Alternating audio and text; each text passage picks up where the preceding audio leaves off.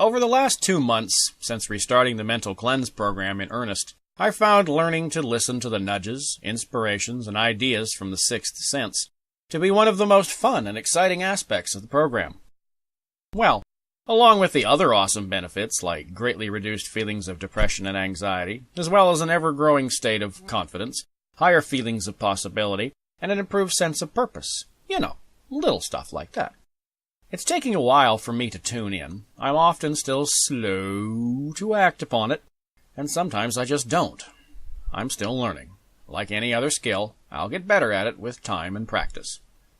I've experienced quite a few opportunities.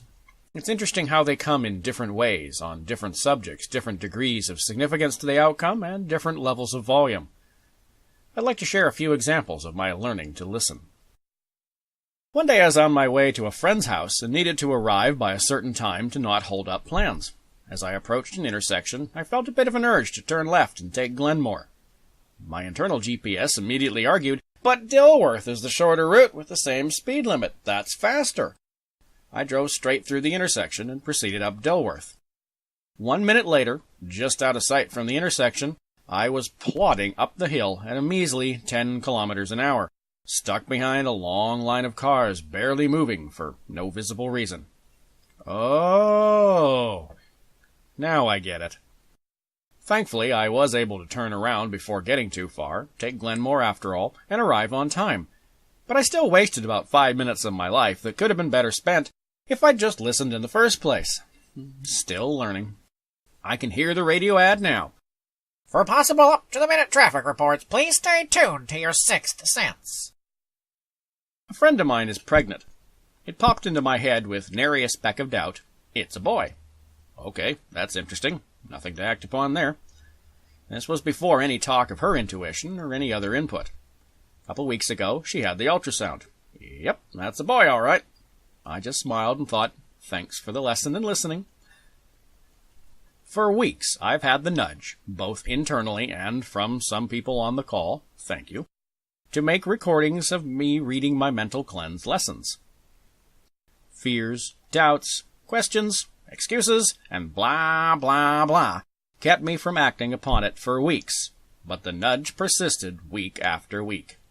When my lesson on the subconscious mind was highlighted and turned into a video by Michael Delohy and his team and spread about, that silenced most of the resistance. I thought, I can do something like that, in my own style, and with all my lessons.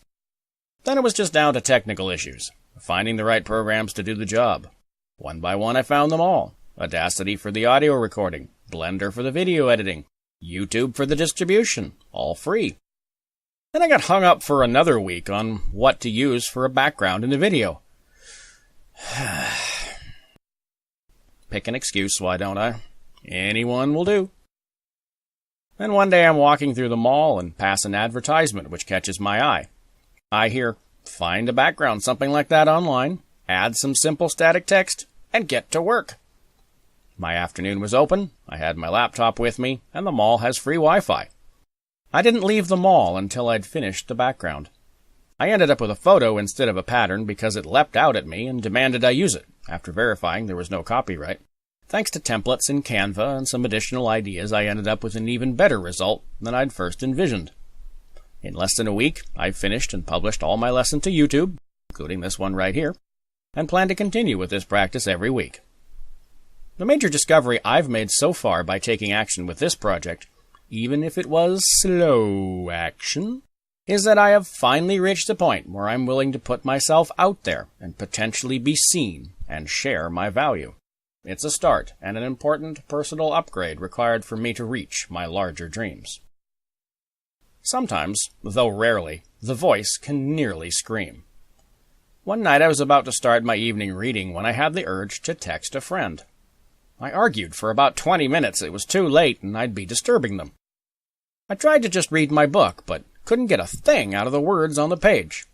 I'm not normally compulsive about ideas, but this one just wouldn't be quiet or quit. Finally, I gave in. Glad I did. Turned out they really needed someone to diligently pray for them.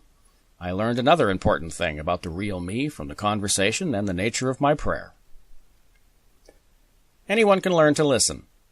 It just takes time, it takes practice, it takes action, and it helps to be grateful for the result.